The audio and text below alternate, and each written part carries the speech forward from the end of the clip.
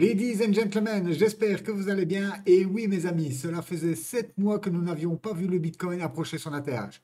Preuve que le marché est prêt à franchir cette résistance une fois pour toutes. Tous les fondamentaux seront en place en ce début de novembre pour pousser encore plus haut. Et même en cas de mauvaise nouvelle, cela ne fera que retarder l'inévitable, atteindre les 100K dans un premier temps. Beaucoup de choses à voir sur ce, fini l'intro, let's go! On passe directement sur le Crypto Fear and Greed. Et oui, hier pour Halloween 77 en pleine euphorie, même si on ne le ressent pas sur les actes. Mais bon, voilà, hier on était proche, enfin avant-hier on était proche de l'ATH. Tout le monde était super excité, comme je vous l'ai dit. À chaque fois qu'on arrive près des fêtes, les gens ils sont chauds. Ils étaient tellement chauds qu'ils ont long comme des cochons. Et après, ils se sont bien fait rincer. On va le voir plus tard dans la vidéo. On passe directement sur le bubble map. On peut voir que sur la semaine, ça commence à faire mal car tous les bénéfices qu'on avait fait durant les 2-3 semaines de fin octobre sont plus ou moins à 50% de perte aujourd'hui. Donc, on a fait une belle perte et aujourd'hui, on est en train de se manger plus ou moins 50% sur la plupart des altes qui ont performé. Donc, voilà, à court terme, ça fait mal sur la semaine, mais si on regarde sur le mois, voilà, on a toujours des belles perfs, ok. Directement, on passe sur Uptumber, ok, qui nous a donné un petit 10%, comme je vous avais dit. Ok, j'étais loin de croire au 28%, surtout qu'on arrivait plus ou moins sur la dernière semaine d'octobre, c'était quand même chaud. Avec une des raisons aussi que je n'ai pas cru à la TH avant hier, deux raisons même, c'est que nous avons trop de fondamentaux qui tombent. On a les élections qui vont tomber. Je ne sais pas si vous avez vu, mais apparemment, j'aime bien parce que sur Polymarket, on voit Trump qui pète tout. Mais si vous allez voir des autres sons de cloche, on voit que d'un côté, c'est Kamala Harris qui pète tout. Donc, on pourra avoir des surprises. En tout cas, voilà, moi, je ne m'attendais pas à un franchissement net de la TH, surtout que le 7 novembre, on a aussi le FOMC qui va se réunir pour l'inflation, la baisse des taux. On a des chiffres qui vont déjà, hier, on a des chiffres qui sont tombés sur Nvidia, Google. Voilà, beaucoup d'investissements qui ont été faits dans l'IA. Les gens commencent à demander des bénéfices en retour, mais bon, c'est des investissements à long terme. Et les gens aujourd'hui sur le marché, vous savez bien, ils misent aujourd'hui, ils veulent être millionnaires demain. Et c'est pareil pour les gros portefeuilles, hein. Ne croyez pas que nous sommes les seuls à penser de cette façon. En tout cas, on passe directement sur Layer qui a posté. Et oui, aujourd'hui, le SUI, on a 118 millions qui seront unlock. Et croyez-moi que sur le SUI, ils sont en méchant bénéf. On va aller voir ça vite fait. Euh, il va me mettre direct. Ok. Boum, on part sur le SUI. On va mettre en night. Voilà, donc le SUI, boum, on part dans le vesting. Non, c'est pas dans le vesting, c'est dans le fundraising. Et aujourd'hui, ils sont sur du combien? Ouais, du x20, hein. OK? Ah, du x20. Attendez, c'est qui? C'est les IO? Parce que regardez, les autres, ils sont sur du x66. Et aujourd'hui, qu'est-ce qu'ils lâchent? Voilà. Ah ben justement, c'est les séries A. Donc aujourd'hui, il y a des gens qui sont en énorme profit, qui vont enfin toucher leur token sur le SUI. J'avais passé le graphe direct, on regarde. Bon, ça n'a pas l'air d'avoir trop d'incidence, mais vous savez, c'est pas parce que ça va être délivré aujourd'hui. Voilà, il y a des gens, ils sont en train de faire des choses, ça tombe, ça va peut-être vendre, prendre des bénéfices demain ou après-demain, ou voire dans la semaine. Ok, on n'est pas vraiment à la minute près. Voilà, ça se unlock aujourd'hui. Donc voilà, on a eu un méchant pump du SUI, hein. Le SUI, on l'avait déjà vu, ça a pumpé à 400%, hein. Donc il a pris 400% depuis le mois d'août, depuis le 6 août, 400%. Et là, justement, on a les unlocks qui arrivent. Donc voilà, vous êtes avertis, ça tombe, ça ne fera rien du tout, ou ça tombe, on va voir pourquoi pas une correction. Si on reprend le mouvement, voilà, entièrement. Voilà, on pourrait revenir sur ce niveau, donc pourquoi pas du SUI aux alentours des 1$, 1,5$, voilà quoi, pour le SUI. Toujours à prendre avec des pincettes, car je vous dis, c'est pas parce qu'il y a un lock que forcément les gens vont vendre, mais ici vous avez vu qu'ils sont sur du x66, ok, depuis, on va aller revoir les dates. Hop, on retourne dans le fundraising. C'est depuis quand? Depuis avril 2023. Donc, euh, donc voilà quoi. Sur ce, on enchaîne avec les grosses infos du jour. Pourquoi le marché des crypto-monnaies est en baisse aujourd'hui? Et oui, vous avez pu voir que hier, on a été tapé presque les 69K. Donc voilà, les investisseurs sont réticents à prendre des risques alors que les chances de la victoire de Trump diminuent. Selon Polymarket, les chances de l'ancien président Trump de remporter les élections sont passées de 67% le 30 octobre à 61% le 1er novembre. Les chances de victoire de la candidate démocrate du vice-président Kamala Harris sont passées de 33% à 39% sur la même période. Pendant ce temps, le cours de l'action Trump Media et Technology Group, qui est considéré par certains analystes du marché comme un indicateur des chances de victoire de Trump, c'est un truc de fou. Il se base sur ses actions pour savoir s'il va gagner ou pas. Donc, ça a chuté de 34% au cours des dernières 72 heures, après avoir gagné 352% en octobre. Il convient de noter que les élections présidentielles américaines de 2024 n'est pas le seul facteur qui façonne l'environnement actuel du marché. Les acteurs du marché surveillent également les rapports des résultats entre les entreprises technologiques, c'est ce que je vous ai parlé tout à l'heure, avec les méchantes questions qui viennent sur l'engloutissement des sommes énormes dans l'IA et toujours pas de retour pour l'instant. Les tensions géopolitiques au Moyen-Orient et la décision de la Réserve fédérale de réduire les taux le 7 novembre. Sans oublier plus de 280 millions de dollars liquidés. Et comme vous pouvez le voir, cette fois, ce sont bien les positions longues qui se sont fait détruire. Donc il y a 2 semaines, on avait une destruction des positions short et aujourd'hui, c'est l'inverse. Vous voyez la capacité énorme du marché, sans oublier bien sûr les market makers, parce que croyez-moi que tout ça, en fait, c'est corrompu de toutes les façons possibles, hein, comme le marché traditionnel. On a plein d'initiés. D'ailleurs, vous savez, je ne vais pas vous l'apprendre. Donc voilà, il n'y a rien de conspirateur là-dedans, mais c'est juste un fait. Les market makers voient vos stops. Ils sont faciles à aller chercher vos stops, à vous détruire en fait. Le marché des dérivés cryptographiques a notamment connu plus de 286 millions de dollars de liquidation au cours des dernières 24 heures, dont 253 millions de dollars de positions longues. Plus de 112 millions de dollars de positions à effet de levier ont été liquidés au cours des 12 dernières heures seulement. Et vous pouvez le voir, plus de 93 000 traders ont été liquidés. Vous imaginez, presque 100 000 traders liquidés sur une journée. Le drapeau baissier, mais ça fait des semaines qu'on en parle, donc ça, on va pas le repasser. Et voilà, c'est tout pour ce côté-là. On enchaîne sur MTGOX. Et oui, plus personne n'en parle, mais croyez-moi, derrière le rideau, ils continuent leur petite pression vendeuse. On voit qu'ils bougent 500 bitcoins sur 2 wallets grâce à Arkham Data. Heureusement que nous avons Arkham Data. C'est un truc de fou ce protocole-là, mais en tout cas, ils savent vous suivre à la trace. Et heureusement que la blockchain est transparente, car croyez-moi, ce serait encore plus le Far West que dans les marchés traditionnels. Sur ce, on enchaîne sur le Bitcoin. Et oui, le Bitcoin qui nous a poussé exactement aux 73 726 dollars. À quelques dollars près, hein, on était, et bon, on va dire à 74 000 dollars, on va dire à une centaine de dollars, on était sur la TH. En tout cas, on le sait, je vous l'avais dit ici, il y a des gros niveaux, des grosses poches de liquidité qu'on a déjà bien entamées ici. Vous le voyez, sans compter les liquidations, hein. Mais en tout cas, ici, on a déjà bien fait un gros trou.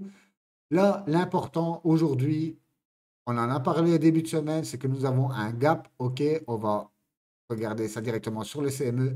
Comme vous le voyez, notre gap est toujours aux alentours des 67 400 jusqu'à les 68 000 dollars. Et regardez, on y prend clairement la direction. Pas d'inquiétude là-dessus, car vous voyez, si on vient juste pullback sur cette longue traîne baissière, OK, on arrive pile sur les 67 400 dollars. Donc, le scénario, ce serait vraiment qu'on vienne ici, qu'on mijote là-dessus pour ensuite repartir après les élections. Ça, c'est vraiment le scénario bullish. Ce qu'il ne faut surtout pas faire, comme vous l'avez compris, ben, c'est de briser ce niveau des 68, allez, ouais, 67 700, 67 400 pour aller revisiter le niveau le bas du range qui se trouve au niveau des 64, 63 000 dollars. Car là, on aurait potentiellement une cassure, car je vous rappelle toujours que un biseau ascendant qui vient d'une tendance baissière, généralement, on les casse par le bas. Comme on avait fait ici dans le début du biseau, on avait monté, fausse cassure et boum, on avait bien cassé par le bas.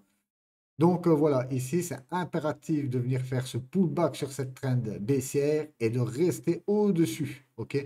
De ne plus aller retourner voir même les 60K, il ne faudrait plus qu'on aille sur ces niveaux de prix. Et même, imaginons, mauvais scénario, car oui, il faut prendre en compte aussi les mauvais scénarios. Trump n'est pas élu. OK?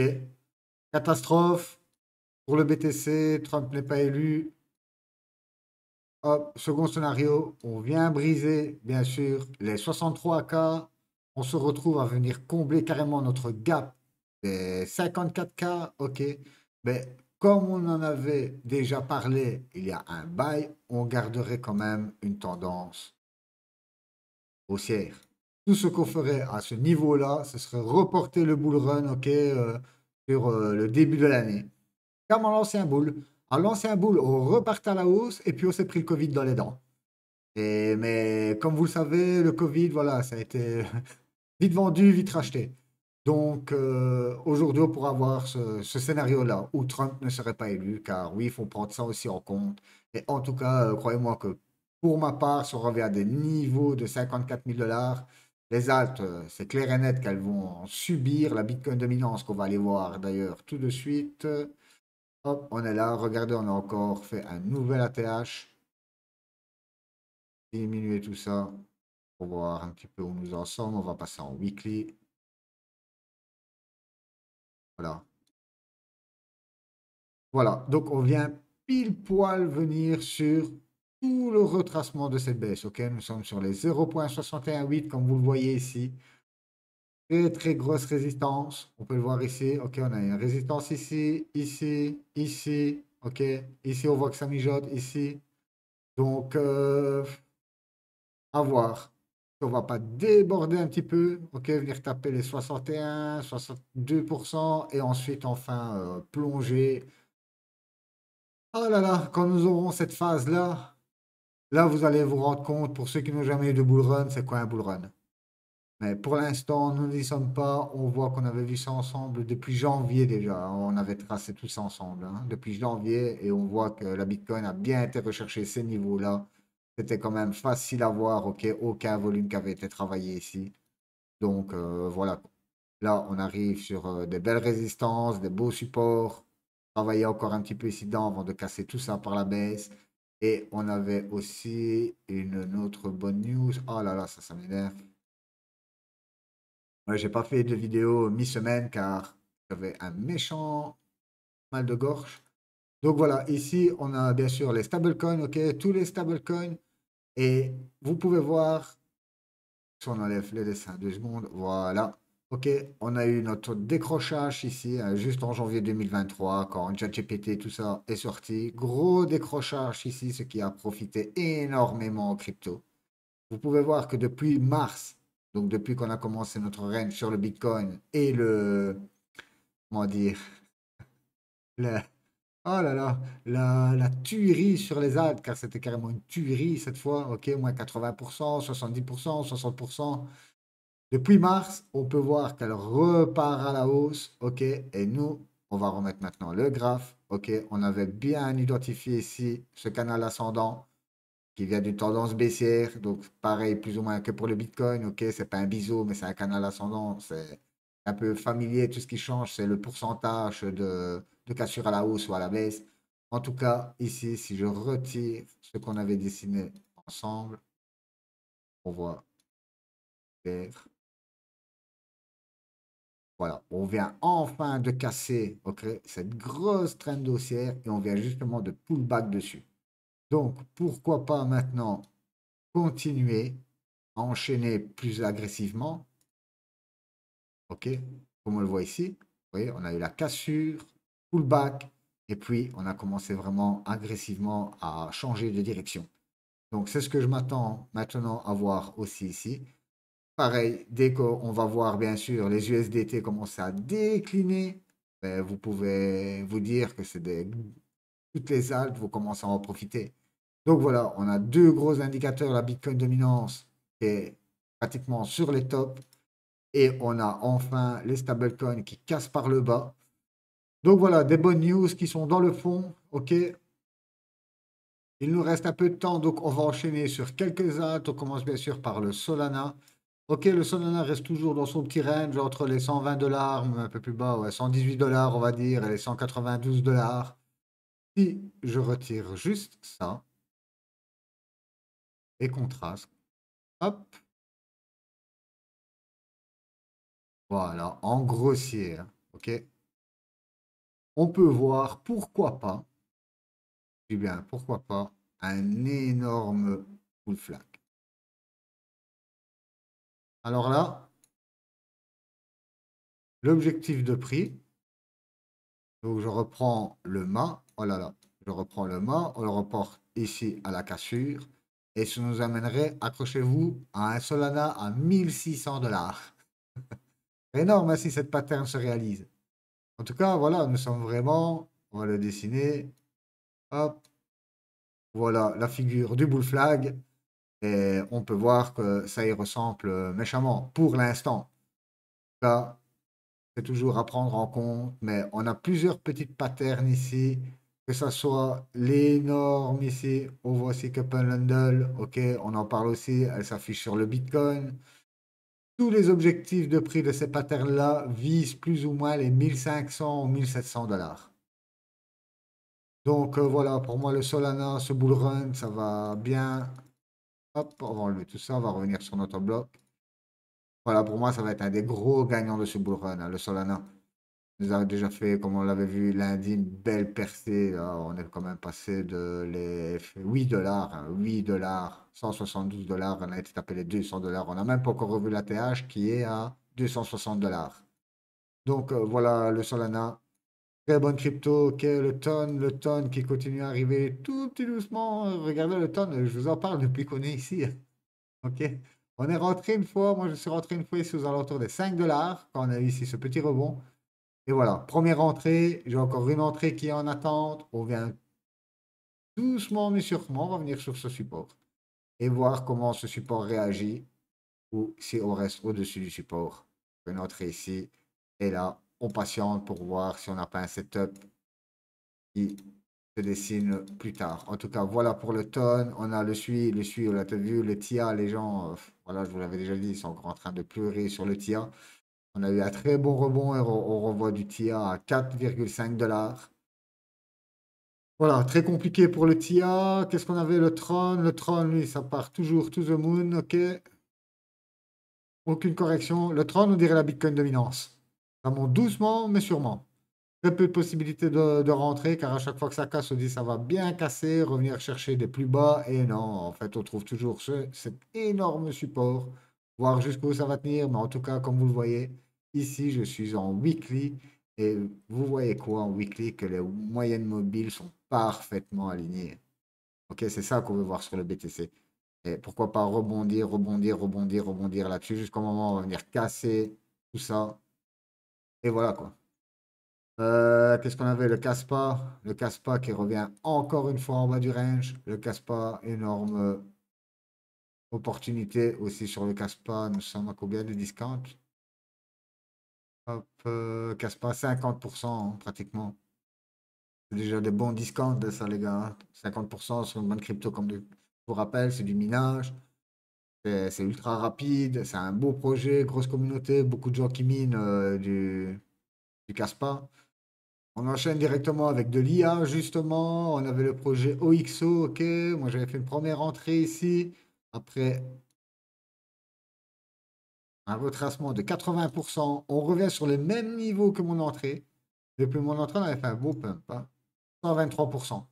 Là, comme je vous en ai parlé tout en intro, tous les pumps que nous avons eu comme ça sur la plupart des cryptos qui ont bien récupéré, on a carrément tout refondu derrière. Donc voilà, on arrive toujours sur cet énorme support. Moi, j'attends toujours revenir voir comment le support va venir travailler ici, car comme vous le voyez, hop, voilà, on a petit, comment dire, zone de travail ici qui n'a vraiment pas, depuis la cassure de l'ancienne box, en fait, depuis la cassure ici, on n'a pas beaucoup travaillé. Donc voilà, pourquoi pas venir retravailler encore un petit peu ici. Après, ça ne fait pas d'énormes différences. Même si on reviendrait sur le haut du support, c'est à 36% de perte latente, on va dire, hein. Car vous savez, tant que vous ne vendez pas, vous n'êtes pas en perte. En tout cas, on voit c'est un beau token qui a explosé. Ok, sur la première phase, on a explosé. C'est normal qu'on a une belle correction pour ensuite réexploser derrière. On a aussi l'iOS. iOS, un peu différent pour lui. Ça, on va retirer. Boum. Voilà, on avait fait une entrée pareille ici. J'ai remis une alarme sur iOS. On avait été chercher combien? un petit 50%. Comme vous pouvez le voir, pareil, ça avait rebondi. On a quasi tout refondu derrière. Ce qui serait bien, ce serait toujours de garder, ok, cette tendance haussière. Ça, ce serait magnifique. Donc voilà. Si on revient sur plus ou moins les niveaux, j'ai mis mon alarme ici, mais si on revient plus ou moins sur mon niveau dans ma première entrée, je mettrai une seconde entrée sur iOS. Le reste, ça, je passe pas. On avait le drift aussi, le drift qui revient en bas du canal. Un beau projet qui avait bien explosé au début. On avait une belle correction, belle reprise. On avait repris combien? Presque à 300%. Beau protocole. Aéro aussi, aéro qui corrige et en plus qui nous fait en daily une épaule, tête, épaule. Hop, j'ai remis une alarme aux alentours des 0,88. On avait pris des bénéfices ici, quasi sur le top. Nous sommes rentrés ici et on a pris des bénéfices ici.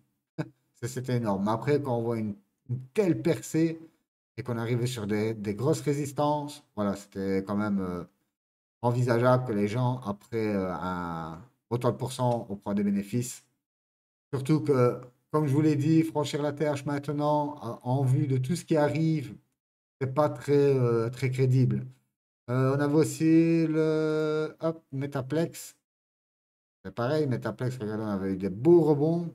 On a quasi tout effacé. En tout cas, là, on se retrouve vraiment en haut de la box. Impératif qu'on reste là en haut. Si on commence à casser les moyennes mobiles, c'est pour aller rechercher au minima le mid box. Vous voyez, j'ai mis aussi une alarme sur Metaplex. Ok, si on revient ici plus ou moins, je fais une dernière entrée sur Metaplex. Et voilà, en gros, pour ces quelques haltes, on va passer aussi les terres. Alors, on me dit, je passe jamais les terres. Allez, hop, on va passer les terres pour voir qu'est-ce qui se passe sur les terres. En tout cas, l'Ether, ce qui est simple, c'est qu'on est sur une grosse trend haussière. Ok, depuis les 800 dollars, là, cette trend, même si on n'a pas surperformé comme des autres alts, après, il ne faut pas oublier aussi la market cap, voilà, de l'Ether. C'est un mastodon, difficile d'aller chercher de gros multiples. Ok, il faut faire bouger beaucoup d'argent. Donc voilà, aujourd'hui, nous sommes sur 2600 dollars. Voilà, on peut toujours revenir travailler, pourquoi pas. Hop, encore une fois, ou de le support que nous avons ici, aux alentours de 2400 dollars. Il ne faut surtout pas casser ce support. Si on casse ce support, allez, c'est pour revenir déjà au minimum aux 1900, 1800 dollars et on ne veut pas voir ça sur les terres. Surtout que déjà pour l'instant, les gens sont en train de cracher du sang sur les terres. Donc on ne veut surtout pas voir ça. Après, je pense que l'Ether aura son moment, mais moi, je n'en parle pas parce que je ne vise pas l'Ether. C'est la deuxième crypto, c'est la plus capitalisée. Je ne vais pas rentrer sur de l'Ether. Pour moi, l'Ether, c'est... Et encore, aujourd'hui, je ne me dirais plus comme à l'ancien bull run que l'Ether, voilà, c'est comme le Bitcoin, je peux laisser mon argent en Ether, je ne vais pas me faire autant massacrer que sur les autres alts. Aujourd'hui, c'est plus vraiment le cas, hein, avec, voilà, il y a à boire à manger sur l'Ether. Donc, je préfère encore prendre mes bénéfices dans le Solana que dans l'Ether, pour vous dire. Car, voilà, le Solana, les mêmes coins et tout ça, je pense qu'on va encore avoir de très belles surprises sur cette narrative. Voilà, ladies and gentlemen, nous arrivons à 20 minutes de vidéo. Je pense qu'on a fait le tour. Si vous avez un projet, vous aimeriez que j'analyse ou qu'on en discute ou peu importe, balancez tout ça dans les commentaires. Moi, ça me fait toujours plaisir de vous lire. Sur ce, je vous souhaite un excellent week-end. On se retrouve début de semaine. Bye bye.